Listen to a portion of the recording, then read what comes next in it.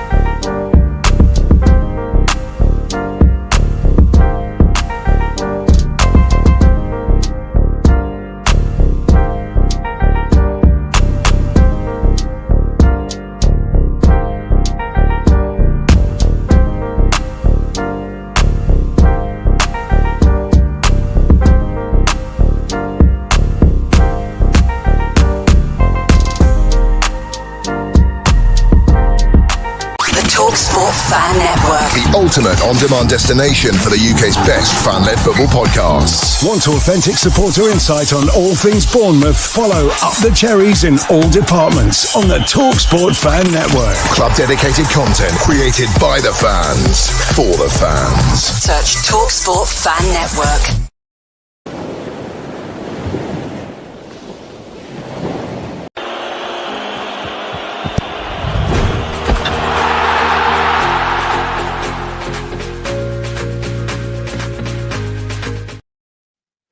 Good morning, good afternoon, and good evening, Cherries fans from around the world.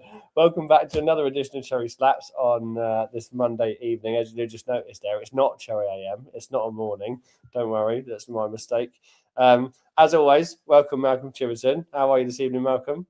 Yeah, hi Ollie. Good evening, everybody. Yeah, all good. Thanks very much. Good.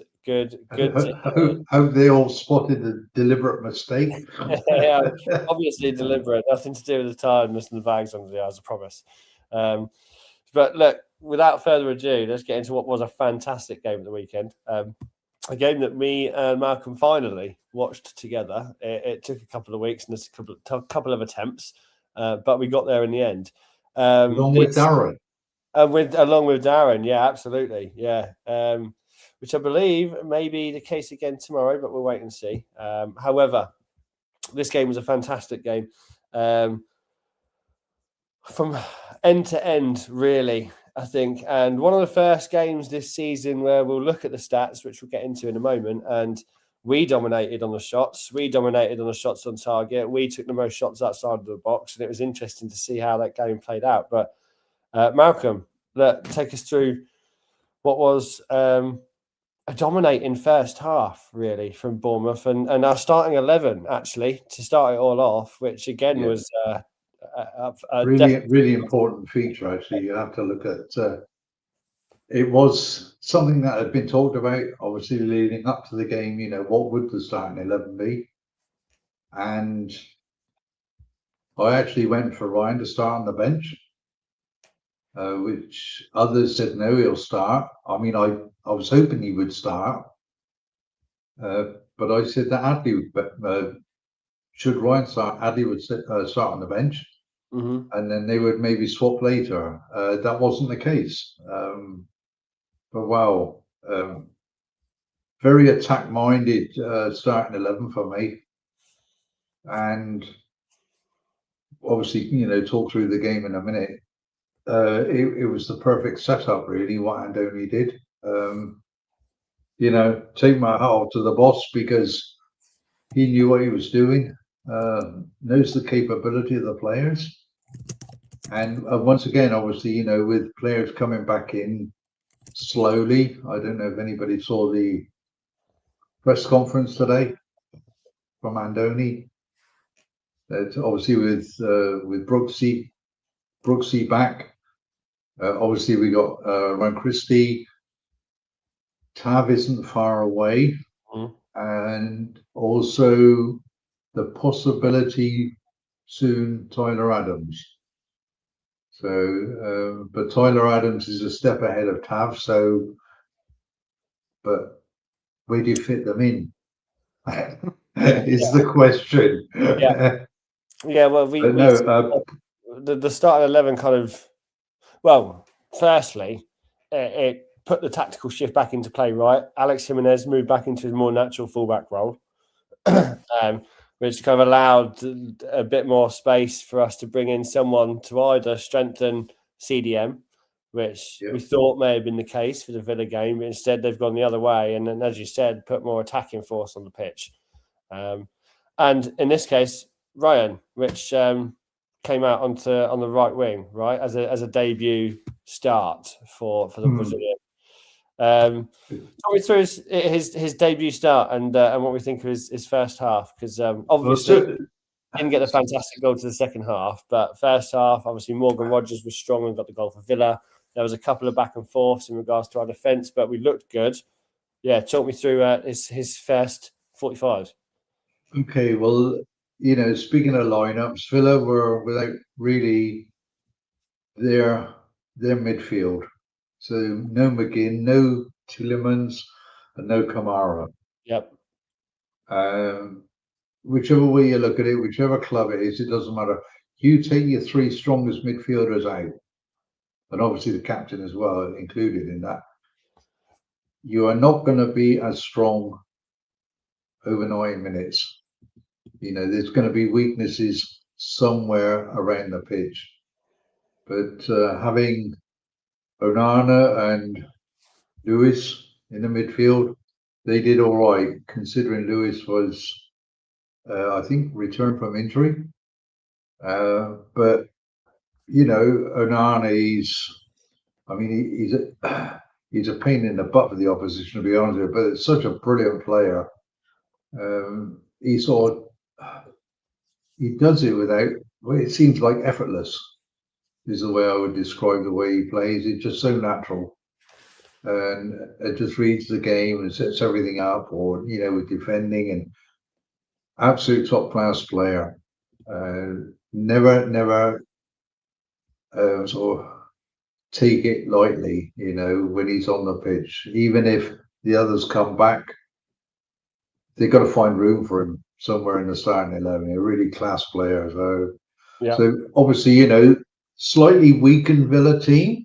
I mean, I'm not going to say anything about injuries because every club has them, and it's always around sort of December time. So December going into January, because the season's like halfway through. Yep. Some will have more than others. So I just won't, I won't look into that. It's part and parcel of the game these days. You want to start with Ryan? Really cool first half. Wow, link up play, vision. I mean, he was doing cross-field passes, for goodness sake. He's 19. Yep. His home debut, and he's not the finished article by a long shot. But what I saw of him in that first half alone, I thought, well, he's going to cement his place quite soon. I don't know if he'll start against Everton, but why not? I know changes will be coming in. Andoni did mention that in the press conference today. So, but what changes, we don't know. He wouldn't sort of say exactly what. I think I think it's important to note that. Sorry, there's a baby face at the door. I think it's important to note that Martinez had a fantastic game. He made some really epic saves, and I was going to get onto that later, actually. But I think just in comparison with what our startup could be against Everton, I think if we come out and we play the same way as we did against Villa with the similar lineup, we'd absolutely take our chances. I think double time against Everton. It could be 3-1. Jordan Pickford's gonna have a busy night then, isn't he? It's going to be a very busy night for him anyway, I think. But yeah, please continue, because there's definitely some standout players. I think, obviously, when we watched it together, there was a few performances that we commented on that I want to come to for sure. So absolutely. Okay, first half. I mean, we started off really well. I wouldn't say that Villa were bad. I wouldn't say they were poor in the first half. Certainly not. Defensively, obviously, they got the height there, and they look pretty pretty sound at the back, to be honest with you.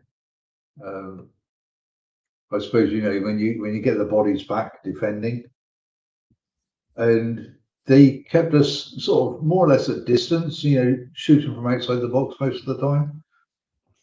But once they got into the game, so I don't know, maybe 15 to 20 minutes, and they started knocking it around, they had a couple of opportunities. Let's just say, opportunities to score. But it was only like maybe the final ball. Yep. But they did look good going forward. Jadon Sancho, really good, and Morgan Rogers, bloody hell. I mean, don't give me a yard, mate. It's. But having said that, you can have players that'll step up. Yeah. You'll also have other players that may be quite average. But there were a few on the Villa side today who were Saturday, who were below par. Yeah, definitely. I don't think that. Yeah, agreed for sure. Agreed. And I think when you're playing at what we are at the moment, a trump team like Bournemouth, you can't really have players playing like that, right? You have to come out and have 100% effort. But that's not taking anything away from the way we played. Just about to say, it sounds like we're a bit of a repeated record at the moment. But again, first half, for me, the standout players were Scott and Kroupi. Absolutely. I mean, without a doubt, don't get me wrong, Adley and Ryan definitely start coming into play a lot more towards the second half. But again, just the spine of that team, first half, they were just constantly moving. They were constantly running. They were constantly attacking and defending. Just brilliant impacts on the pitch. Everything that they did was fantastic effort.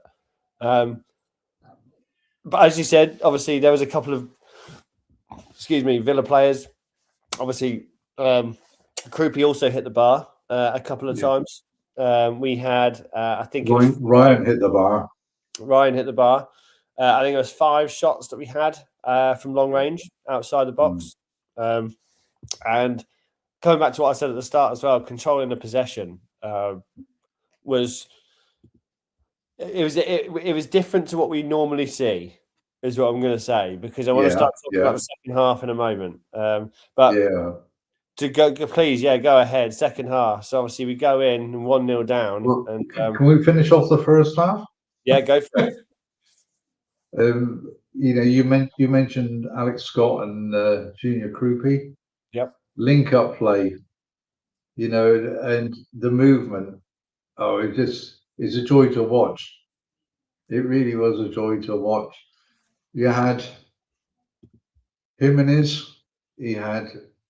Who was he on? Was he on Buendia? Buendia, yeah. He more or less had him in his pocket, didn't he? Yeah. And then when he had Ollie Watkins knocking around, Ollie Watkins is not the player he was last season. I'll give you that. But having said that, top class striker. He hardly got a sniff, did he? No, he didn't. But again, some fantastic performances in defence, which again I think get overlooked a little bit. Alongside him, he had James Hill. So, wow, another standout performer. Yeah. There wasn't a bad player on the Bournemouth team at all on Saturday, and the whole 90 minutes. Normally, I would say, when we go a goal down, you always got that. You get a bit of a feeling in your gut, oh, here we go again, sort of thing. But I wasn't even worried. I wasn't concerned, because I thought, well, we're going to get back into this. We just got to keep going the way we are. Obviously, you need to speak about the Villa goal. Brilliant finish. My God, set up wonderfully by Sancho for Rogers. Yeah. I mean, Petro didn't have a chance. No, I don't think any keeper would. right? Completely out of nowhere. It wasn't something that we were expecting. We were dominating really for that first 22 3 minutes, and then all of a sudden, goal, yeah. A bit unfortunate, but the heads didn't drop. We just said, all right, come on, they've got one, now it's our turn, and they just never gave up. But even in that first half, Emi Martinez, crikey's, some of the saves he made. Yeah, some fantastic saves. Really fantastic saves. Really, really good. And Pedro had one really decent one in the first half as well. So, I think I won't say it was an even first half, but slightly more to us, maybe 60-40. A bit disappointing going one down at the break. But come on, you can kick off a second half, maybe. Well, I was going to say, I think we were, when we were watching it, we were a bit disappointed, right? Going into the first half, 1-0 down, knowing how well we performed in that first half. So there was no doubt for the second half or concern. But we knew we had to come out and perform, right? And to be fair, just before I do that, Paul from Oz is in. Evening, guys. Hi, Paul. Hey, Paul. Coming out in the second half, I think I didn't expect us to come out as strong as we were. I think we almost drew level immediately from a couple of shots before Rayan had his fantastic effort, which again, first goal, after he's come on for the starting 11, the age that he's at, some of the passes that he was making, some of the runs he was making. I mean, he skipped through those back two defenders to put that goal into the back of the ball, into the back of the net, didn't he? It was a fantastic goal. And one that came at a pretty pivotal time for us in the game, 55 minutes in. Go ahead. Well, you've got to say Luca Dean went AWOL, didn't he? Yeah. He's just like, as soon as Ryan started running in, he picked the ball up right on the touchline. And he's thinking, right, okay, there was some space there. It wasn't huge. But once he started running, then normally you would have a defender come out to close him down, which was really what Luca Dean's job was. And he didn't. He more or less sort of said, "Here you go, run on through." Yeah, and, there must have been a really big inquiry after the game as to how that actually happened. From a defensive point of view, it was absolutely atrocious. Take nothing away from Rayan for what he did. Yeah. He exploited the space. He had the pace, and he had the finish. And the only way he was going to score was going to be down low. Because of the power of the shot, there was no way Martinez could get down there quick enough right at the post. So, take my hat off to him. Thank you. It was special. It was special, and it was something that all Cherries fans, whether you're at home watching on the TV or in the stadium, it's a moment that you'll look back on maybe in 5 years' time and say, "Crikey, I remember that." Yeah. No matter where we'll be in 5 years' time. Yeah. But really, really nice moment. Thoroughly deserved. Mm-hmm. Can't take anything away from that, from the team performance.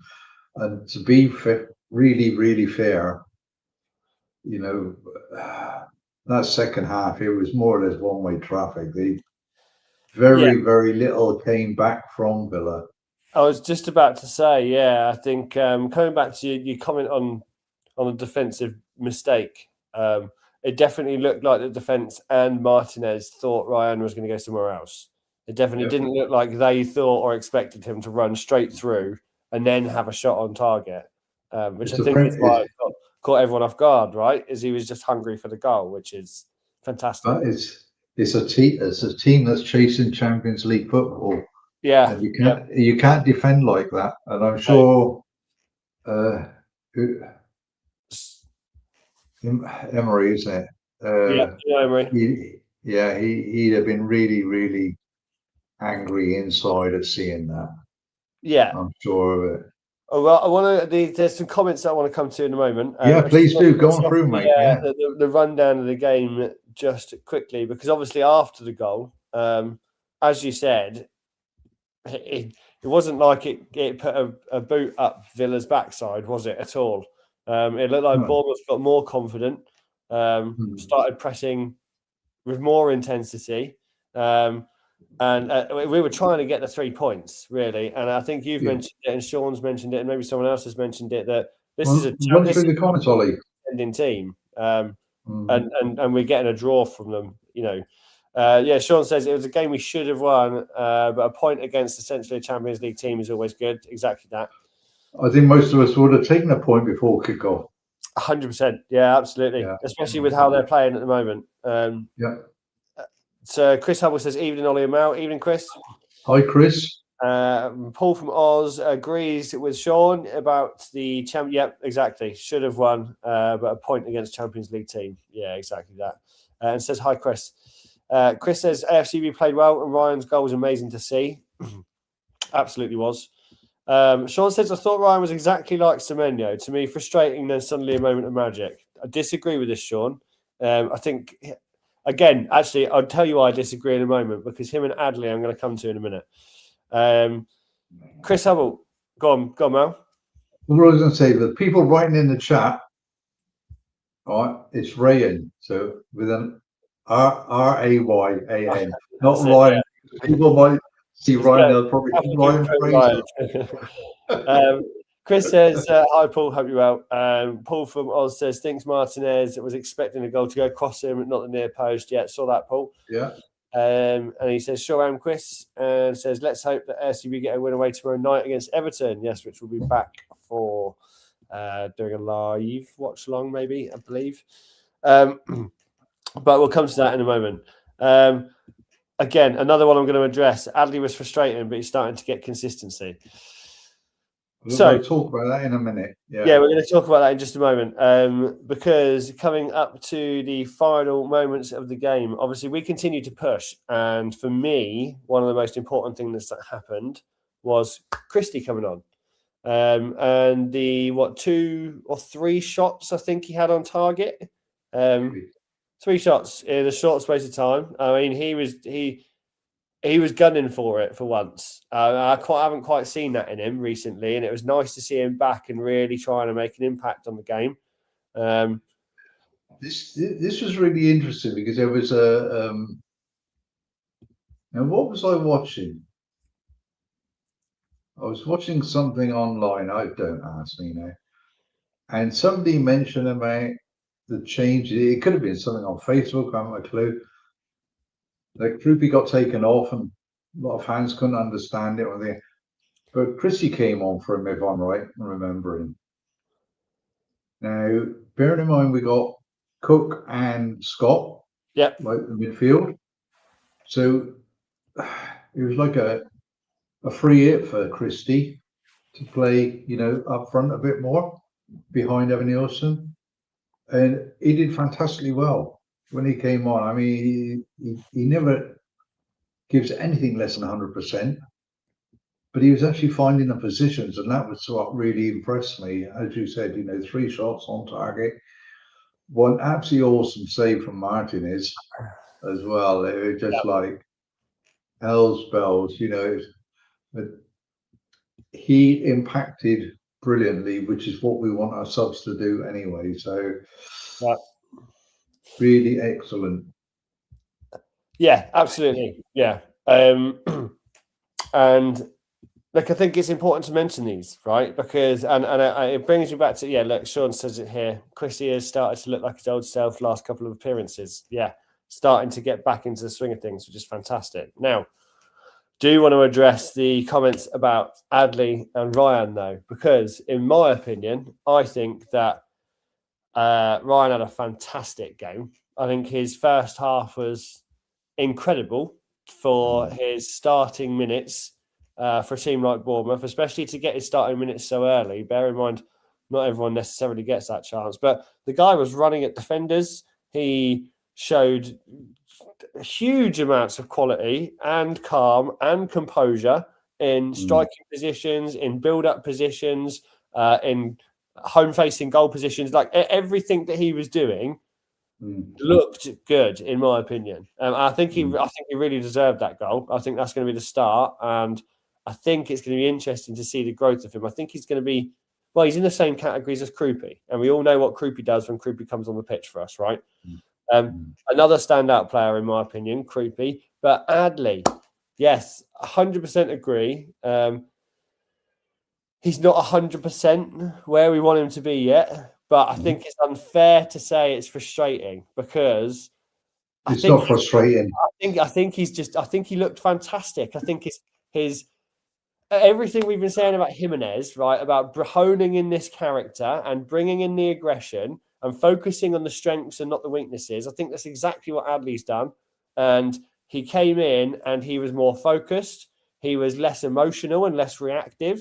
He was looking up a load more. He was gelling with his players much better. I think it was wholeheartedly a real turning point for him in Aston Villa's game for Adley. I don't know if maybe I'm talking nonsense here now, but that's just the feeling. If anything, I think the person that didn't stand out for once was Evan Nilsson because of all of these other players. You try and watch 11 individuals at the same time. It's virtually impossible. That's why the beauty of watching it back, you got the opportunity because you can always stop it, pause it, rewind, and then go again. So, like I said, there wasn't a bad player on the pitch for Bournemouth. We had a little bit of a discussion on Saturday, didn't we? Kroupi and Adley. We agreed to disagree, which is fine. Everybody's entitled to opinions. With Adley, and I said this last week, he's a couple of games behind. All right, and that isn't a negative because every player will take X amount of time. We've been so fortunate to have those that have come in that have actually hit the ground running. You said it, Jimenez, perfect. Trufair, perfect. Yeah. So it's not going to work for everybody. But what I do like is the passion, the willingness to run and fight for the team. Yeah. So obviously Adley is doing something right to get a start. And in my view, correct. Why not? Because if you're just going to put him on the bench for 20 minutes or 10 minutes, it's not going to bring anything out of the player himself. Yeah. Now, you must also throw into the equation, and this isn't, being racist or anything, the mentality of the players. They come from different countries. They have different mentalities, all right? And they're very, very emotional footballers. And some of them can keep it in and others can't.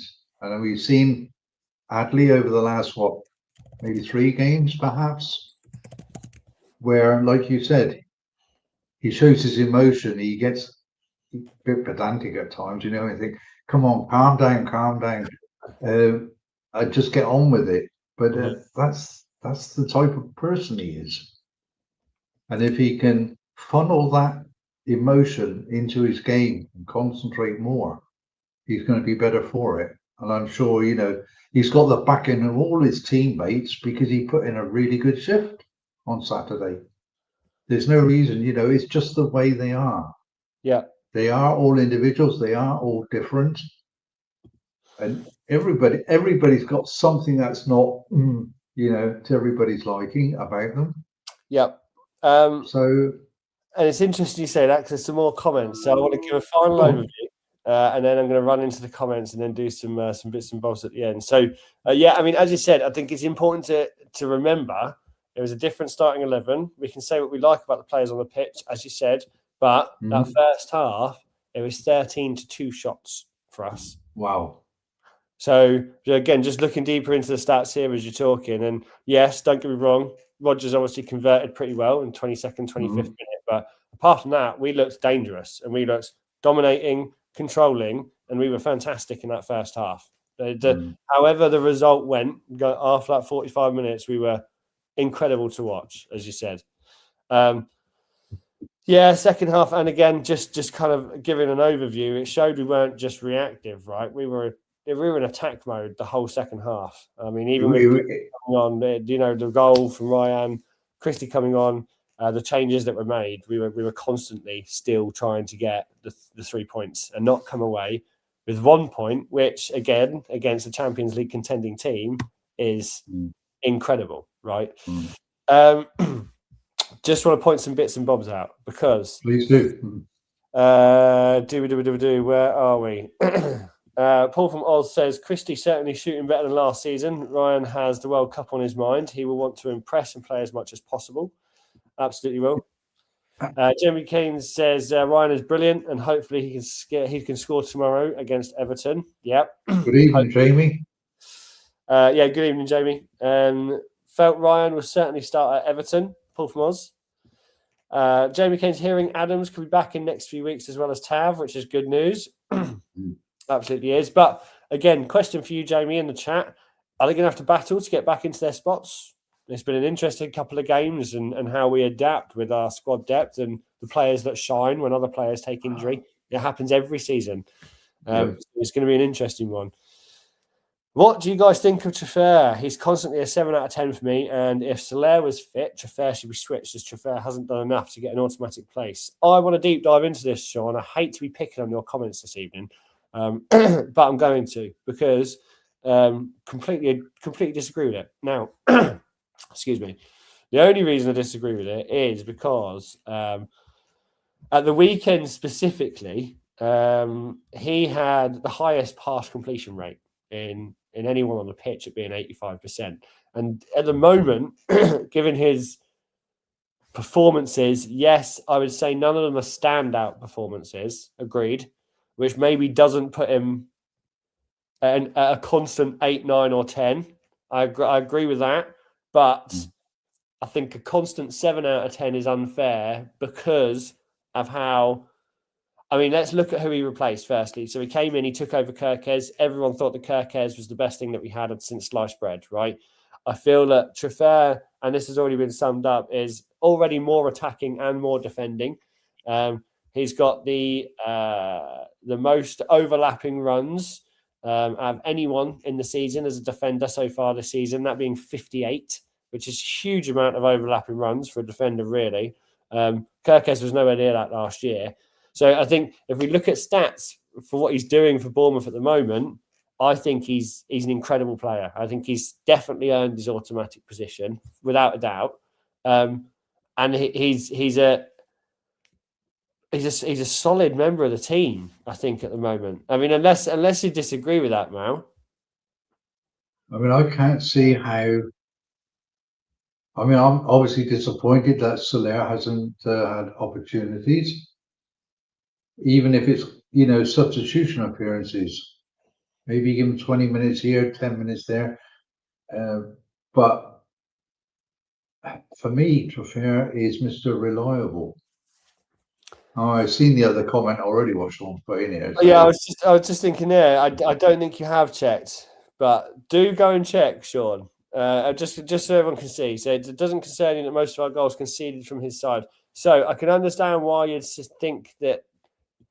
The goal, he was caught lacking against Villa on the run that they made. But I don't think that's something that we can blame Trefer for because his position from Andoni does not allow him to sit back in our half when we're attacking. That's just not what Trefer's role is. So obviously, if we get caught on a counter-attack as quick and as good as they did on Saturday, he's going to get caught out every now and then. And yes, obviously it can happen. He's not going to be perfect. And he did get caught out. So essentially, I can't technically argue that the goal on Saturday against Villa wasn't his fault. He did get caught out of position. But I don't think that's fair to say that most of our goals conceded are down to him or it being on his side because of him. I don't think that's fair. I think that does need to be fact checked. Jamie also says that Trofeo is very good and consistent in his performances, but Hill for me has improved our defence a lot lately. Great shout out. And Paul from Oz, Bet Villa were happy when Kroupi was subbed. He's always a threat up top. I understand the minutes issue. He's young and can run all day. He's a goal scorer who's burst into impressed. Just an opinion. Yeah, I mean, this was another point made about the substitution and taking him off. Bearing in mind, we've got a quick turnaround, so Saturday, Tuesday. Yeah. So Andoni's obviously managing the minutes of the players, and it's the right thing to do. I know even going back to last season, we couldn't fathom out the subs he made all the time, and at particular players or particular time in the game that he made the changes. But that's because we didn't understand the workings of Andoni. But now, coming into this season, we got used to the idea of what he's doing. Yep. Perhaps early season, it was, everything was good, wasn't it? And then we hit the bad patch, and then we got injuries. Is that because of this high intensity, high press? He's still got it there, but not so intense as like in early season. Yeah. So it's not a continuous part of the game plan to be permanently high press. Let them have the ball sometimes. But Saturday was a really strange one for us, as you mentioned, because we had a lot of the play, a lot more than we generally do. But it's good that they sort of ease the players off. Yes, they still have to run. I mean, I don't know how many kilometers they run. Last weekend, I did see something get flashed up on the internet. Crazy amount for the whole team. But we are super fit. So, yeah. Before we run off on the game itself, there was a little moment which, at first glance, you didn't think twice. You just thought, wow, there's a close effort from Villa. And when the replay ran back on the TV, we saw what a save Petro made. And, we thought that Martinez was brilliant, and he was, superb performance. Although Petro didn't have so much to do, but that save in the second half, or late on in the second half, from like cross shot, wasn't it? Absolutely brilliant. Fingertips. Yeah, absolutely. So, one of three. Actually, I was going to bring that up. One of three that could have gone in, saves from Petro. That again kept us. I mean, obviously compared to Martinez's 9, we had a lot more shots, and and Paul from Aussie says save from Matt Cash. Yeah, I couldn't remember who took it. Yeah, thanks, Paul.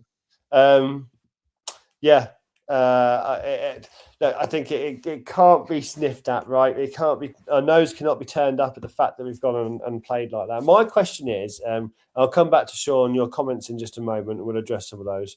But I know you're a glass half full kind of guy, and we all try and adopt that here on this channel.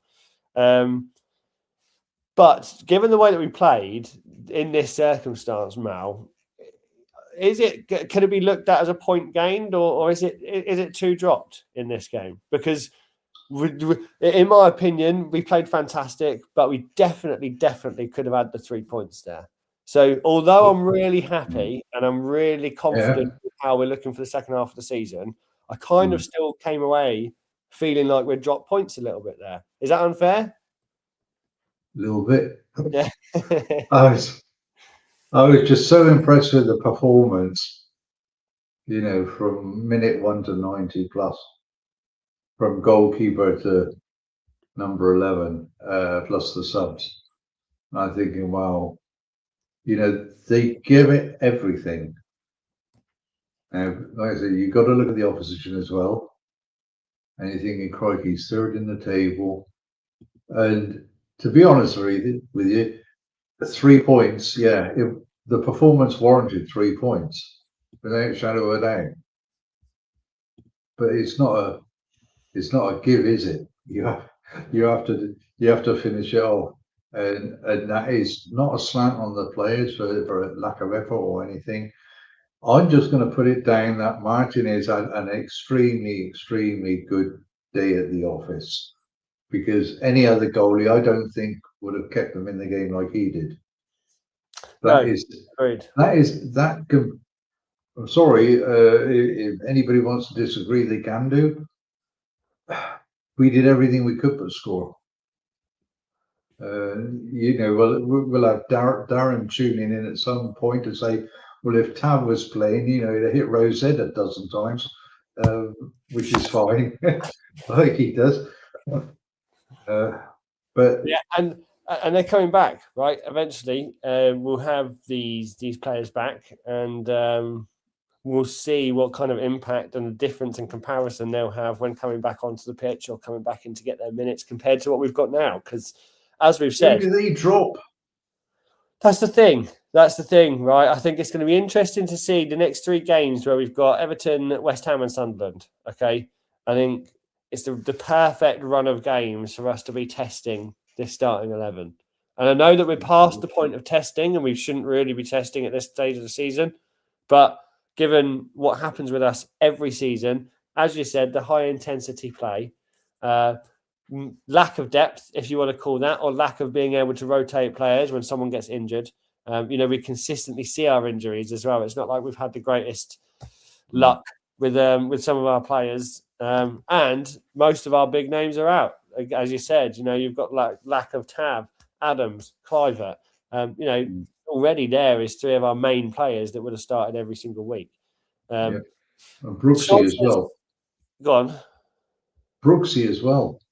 Yeah, Brooksy. Yeah, there's a ton, and I think it's interesting to see how well we do even without these players and without that orchestrated kind of voice in the middle of the pitch, and see who speaks up, because at the moment, sometimes it looks like Kroupi carries that final third when it should be Evan Nilsson, so there's a lot of discussions, especially from Saturday's game, how Ryan and Adley had an impact in carrying that final third. And you also had Kroupi and Ryan as well. Exactly. Yeah, exactly. Scott and Kroupi. It's like. Yeah. Sean says, I never hear Adam being caught, for example, but it could be all the social media rubbish I hear. Exactly that, Sean. Social media rubbish. Let's call it that. Yeah. He also said, I know you guys don't like looking that far ahead, but I think we will squeeze into Europe, especially with all the players coming back, plus not a bad run-in. Now, it is a conversation I'd usually shoot you down for and say, no, don't talk about it now. But we are in Feb, and we have come a lot further forward than where we were over Christmas, as always seems to be the case, which is... Can we wait till April? Yeah, we can. Yeah. As you know, Sean, Mal will avoid this conversation until the time is right for him, which is completely fair because, I mean, look, I'm constantly having a bit of banter with one of my best friends who is a Newcastle fan, and all season they've been able to badger me and tell me how does the weather look like from down there until very recently when we're now a point above them. So everything can change in a few games, and even the most unexpected things can happen. Newcastle have had a turbulent ride. Liverpool haven't always had it their way. City have been dropping points. Villa are third. There's a lot of things happening that we don't necessarily expect. Nobody talks about Brentford, do they? No, exactly. And if we're looking at the table, but above us, we're in 11th. We've got Fulham in 10th, Sunderland in 9th, Everton in 8th, and Brentford in 7th. And that's before our top 6. And you wouldn't have expected the following 5 to be them 4 and Bournemouth. So, going back to your original question, I think, yes, it is a good time to start thinking about it and discussing it. I think this month is imperative if you're going to want those discussions. And if the European followers and the European dreamers, if you are out there, which I'm sure you are, I'd be looking very closely at this month for these next 3 games, because this is probably where we need to get our points on the board and solidify ourselves above the other teams that are 4 places ahead of us. But I'm not going to entertain it any further because I know that Mal hates the subject. So What I do want to know is there was obviously some standout players and some big impacts on the pitch. Who was the best? Who was the biggest impact? So many to choose from. Okay, the overall man of the match has got to be Martinez for Villa in goal. Yep. I don't think any football fan could argue that. Yeah. Okay. Nice. Yeah. Hell spells. Who do you want me to pick? James Hill, Alex Scott, Rayan. Oh, goes on and on and on. I'm going to say Alex Scott. Wow. I mean, the guy is just so immense, and he looks so comfortable, so at home. I mean, his touch of the weekend was actually brilliant. Whether it was taking the ball from a pass, laying something off, making things happen, moving it around. I mean, I had a couple of attempts as well. Things were, a couple of shots blocked. His vision, the way he reads the game, his tackling back, his defensive work. Yeah, the guy is awesome. Yeah, the guy is awesome.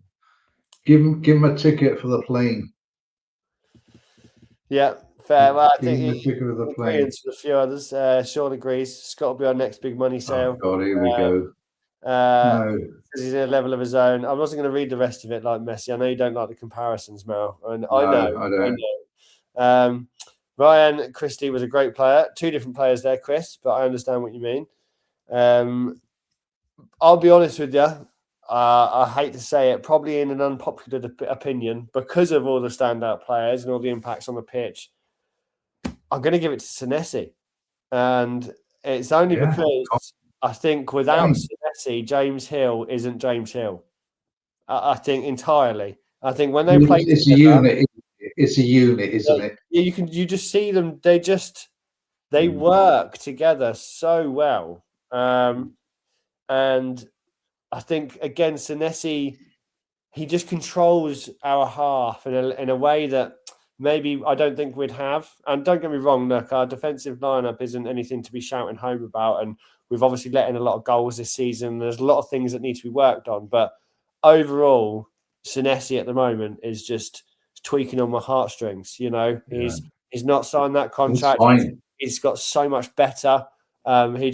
He looks like a Bournemouth player, and he's performing every game for me. He's performing as a centre back should perform. I think if there's an absolute standard of what a football player needs to do, it's perform in their position. And I think he's ticking that checkbox every week for me. I can't argue with that at all. Yeah, like I said, there were just so many good players on the park on Saturday. Really, and it's to just try and pick one out. It would be unfair on the others, to be honest with you. Yeah, exactly. Yeah. And I'm really keen to see how we sum up against Everton. I think if we can come out with the same intensity and the same level of confidence and the same quality, it's going to be another fantastic watch because Everton won't be playing like Villa. So there was another bit of news actually. Did you know that Tav scored a hat-trick at the weekend? I didn't. Yeah, his brother plays for Rangers. He actually scored a hat-trick. Sorry. I was like, no. I was like, you didn't tell me this before the show. Why haven't you warned me about this news? No, I've got to try and find something to cut you out. Nice. Yeah, lovely. Good to hear.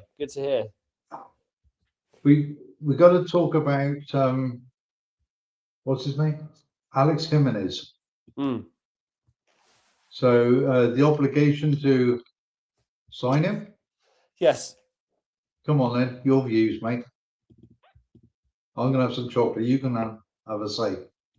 I don't know. Has something happened? Because from what I know, the last that I heard on the Villa game was his 18th game or 17th game. Is he supposed to be signing after Everton? Well, there's actually Fabrizio Romano actually posted today. Now that is a very reliable source, if ever there was. Go on. I don't follow them. I put it up on Facebook, mate, this morning. You obviously don't follow it all. I do. I'm busy at the moment. No, you're right. No worries. No, but the obligation to sign has been triggered. So they're going to sign him, basically. Fantastic. Okay, so we should see some movement or some news on that in the next week or two, really, with some confirmation. I would think so. Yeah, nice. Excellent. That's great news. Great news. Obviously, just coming back to that, Chris Hubble says Alex Scott was man of the match. Nice. Good to hear, Chris. Sean says a big shout out to the ladies. Final League Cup. Big shout out. Thanks for the reminder, Sean. Paul from Oz says, good point, Ollie. I think that's about Senesi. And James Hill, he's learning a lot from Marcus. Says also think we will win at Everton. And Chris says, hope so. Sean says, thought he signed. Don't think so yet. But obviously everything's been triggered for the go ahead by the sounds of things, Sean. Once again, are we going to have a quick talk about the game tomorrow? Yes, I mean we can. We are doing a live watch along, unless correct me if I'm wrong. I thought no, we're not doing live watch along. We're doing a get together. Oh, okay, not a live watch along, but we are doing another Cherry Slaps on Wednesday nights. Thank you. I'm so glad that you're here, because sometimes when need this orchestration and this management in my life sometimes, Mel. Wednesday night is going to be another edition of Cherry Slaps, because obviously we've got another game at the weekend anyway. So please do tune back in for Wednesday. There's also another show to watch out for. There's one out, the Decourt Social, so the preview for the Everton game's out up on the channel. And there will be another cherry picking coming up. We're not exactly sure when it's going to be posted, but Matt and myself will be doing it on Thursday evening recording. So maybe by the weekend it might even be up Thursday night. I don't know, which will be quite interesting. I'm not gonna say what the topic is. No, that's for you guys to tune in and watch. Yeah, it is definitely very interesting. Yeah, one of the good ones. One of the good ones for sure. So do please try and tune into that. I know Matt's got some more content coming out. He says he's got a backlog of work, and obviously the show with Paul from Oz. On Saturday. Was it on the sidelines or whatever it is? Yeah, is it on Saturday mornings? I believe it's almost Saturday. It's good. It's great. It is. It's like I'm generally still in my bathrobe at the time with my cup of tea. I don't know if you remember watching Soccer AM back in the day, right? But it used to be on a Saturday or a Sunday morning at 7 a.m. really early. Yeah, stupid, isn't it? Yeah, it'd be on for about 3 or 4 hours. It'd just be doing all sorts of different bits and bobs. And you're right. I kind of caught a bit of an episode, and it's that early that you're kind of making your tea in the kitchen on a Saturday morning. It's lovely, really nice to listen to, actually. So do go and check that out if you've got time at the weekend. But if you've got your notification bell on and you're subscribed to the channel, you should know about all these anyway that we're telling you about. So better than I do. So any other updates, Mal, before we say farewell and our Wiedersehen? Come on, Everton game. The Everton game tomorrow. Yes, go ahead. Yeah. So obviously the first time at the new stadium. Correct. Should be really exciting. Obviously for all those going. I'm certainly looking forward to it. Now, obviously having to watch some previews and everything else. Everton won 4, drawn 4, lost 4 the last 12, something ridiculous like that. Yeah, strange team. They get it together, they let it go. You don't really know what you're going to get from them. Yeah, but I mean, they're in a really good position to be. Well, they're 8th at the moment. Currently 8th, 3 points ahead of us. Sat in between Sunderland and Brentford. Yeah. I didn't put them up that high at the start of the season. I said they would be okay. There wouldn't be a problem with relegation threat or anything like that. But I certainly didn't see them being, top 8. No, Wow. no, there's definitely been some transitional changes within the team, right? Obviously, we're not at the end of the season yet, but hey ho. But no, it'll be a really interesting game. There will be a different lineup for Bournemouth, as Andoni mentioned in his press conference, that there will be changes. How many, we don't know. My guess is there may be 2. Will he give Cookie a rest and put Brian Christie in to start? Possibly. We do have a prediction similar to that down here: 3-1 win and Christie, Kroupi, and Adley to score. Oh, well, I'll take that all day long. Yeah. Would he put Rayan on the bench and, maybe put Cookie at right back and move him and his up further up? I mean, his options are just unbelievable. Brooksy, perhaps, getting a start. What about that? Yeah, it's definitely possible. Predictions? My prediction, actually, I think I said, no, I didn't. I put it up somewhere today. It might have been on the Dean Court Social. I wanted a clean sheet. Did I say 2-0 or 3-1? One of the two. I'll go for an away win. A clean sheet would be lovely. Clean sheet would be fantastic. Another clean sheet would be good. I don't think it's going to happen. I'm also leaning towards the 3-1 mark, to be honest. I mean, team performances over the last month have been superb. Yeah, we've got another one here. Chris, 3-1. Kroupi, Cook, and Christie. I mean, I'm not going to say who's going to score because we got goals all over the pitch. Yeah, agreed. In fact, it'd be nice. Wouldn't it be nice to see Senesi with a headed goal? Oh, that would be fantastic. Yeah, don't get me excited. I won't be able to sleep tonight. It's only 24 hours away, Mel. That'd be amazing. That'd be absolutely amazing. But look, fantastic for everyone joining us again. There's been really nice. Thanks for joining in. Yeah, so really appreciate you guys who've been here for the whole hour. Tomorrow night. Thanks for all your comments. Yeah, fingers crossed for tomorrow night. Fingers crossed for the 3-1 that everyone's predicting. Thanks for all the comments, as always. Please do join back in with us on Wednesday night when we'll be looking back on the Everton game for another edition of Cherry Slaps. You lucky folks getting 2 lots of Cherry Slaps in 1 week. I don't know if I can handle this. It's not Christmas yet, Mal. All right, it's the start of the year. Oh, hell no.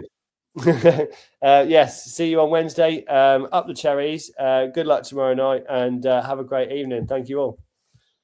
Thank you. Up the Cherries.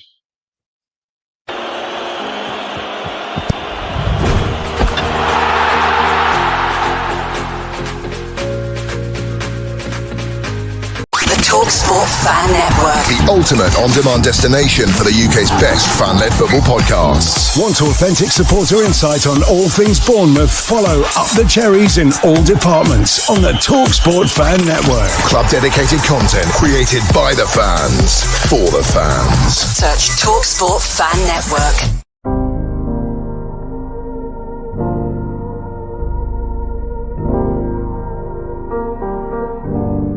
I should be like you, Mel.